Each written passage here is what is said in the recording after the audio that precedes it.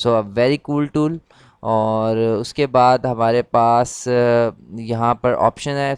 अब हम इस ऑप्शन को हमने एक्सप्लोर कर लिया, तो हम इसको बंद कर देते हैं। तो यहाँ पर हमें करंट ऑफर्स नज़र आ रही हैं कि इसमें एफ बी एम ऑफ़र्स कितनी है और इसमें एफ बी ए ऑफ़र कितनी है। और उसके बाद यहाँ पे ये कैलकुलेटर भी है। फॉर एग्जांपल अगर ये प्रोडक्ट $7.99 की बिक्री और हम इसको सोर्स करते हैं फॉर $1, तो we will be in a loss, because इसके अंदर अगर आप आएँ तो इसमें जो एफ बी ए फ़ी है और उसके बाद जो रेफरल फ़ी है उससे भी हम प्रॉफिटेबल नहीं होते। चलें हम बाय कॉस्ट अपनी करते हैं फॉर लाइक ज़ीरो, तो तब भी हम लॉस में हैं। क्योंकि इसके अंदर अमेज़ॉन जो है वो बहुत बहुत चीपर बेच रहा है, क्योंकि उसको एफ बी ए फ़ी और ये सारी फ़ी जो है ये नहीं देनी पड़ती। तो अगर हम ये प्रोडक्ट $15 का सेल करते हैं और $2 का सोर्स करते हैं, तो ये हमें बता रहा है कि आपका आर ओ आई इतना है। ये जस्ट हम एक एग्ज़ाम्पल ले रहे हैं। नेट प्रॉफिट ये है आपका, आपका आर ओ आई ये है, आपका मार्जिन ये है। तो वेरी कूल। और उसके बाद आपके पास यहाँ पे एफ बी ए, कि अगर आप एफ बी ए करते हैं तो तब आप फॉर एग्ज़ाम्पल मैं ये 15 का सेल करता हूँ। अच्छा वो एफ बी एम था, सॉरी। और ये एफ बी ए, तो अगर मैं $2 का सोर्स करता हूँ तो यहाँ पर मुझे इतने पैसे बचते हैं डॉलर्स में, फिर ये आर ओ आई होगा और ये मार्जिन होगा।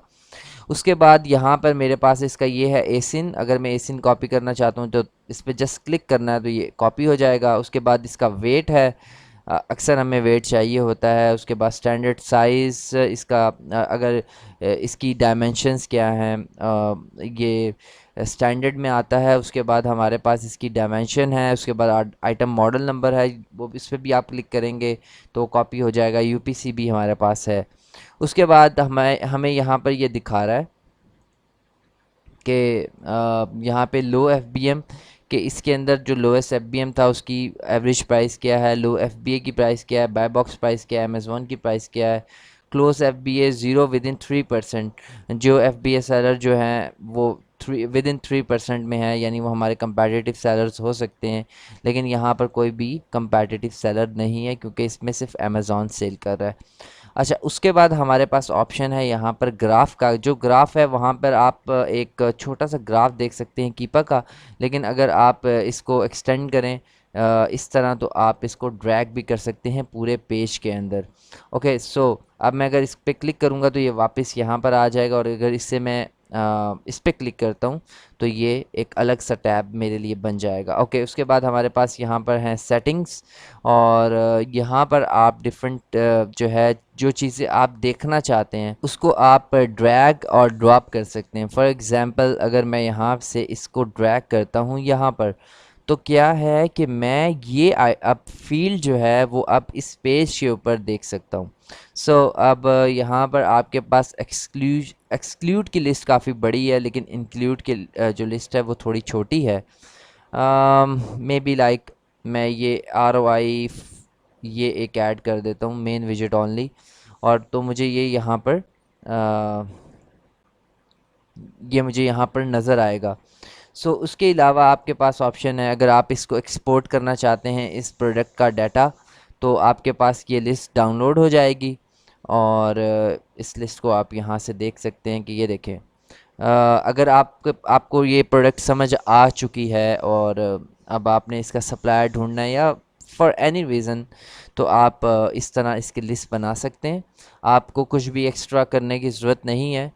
इसका रैंक आपके पास आ जाएगा, उसके बाद इसकी कैटेगरी आ जाएगी, उसका लिंक आ जाएगा, एसिन आ जाएगा, इसकी 90 डेज़ की एवरेज प्राइस आ जाएगी, आरओआई आ जाएगा। और उसके बाद आप जो है जब इसकी कॉस्ट प्राइस लेंगे तो आप यहाँ से इसकी प्रॉफिटेबिलिटी को देख सकते हैं। सो ये हमारे पास डाटा है, ये यहाँ से आप कॉपी कर सकते हैं सारा डाटा, जो लास्ट बटन है। और ये सारा जो डाटा है ये यहाँ से भी आप इसको देख सकते हैं। यहाँ पे आपके पास कीपा की तरह सारे ऑप्शंस हैं।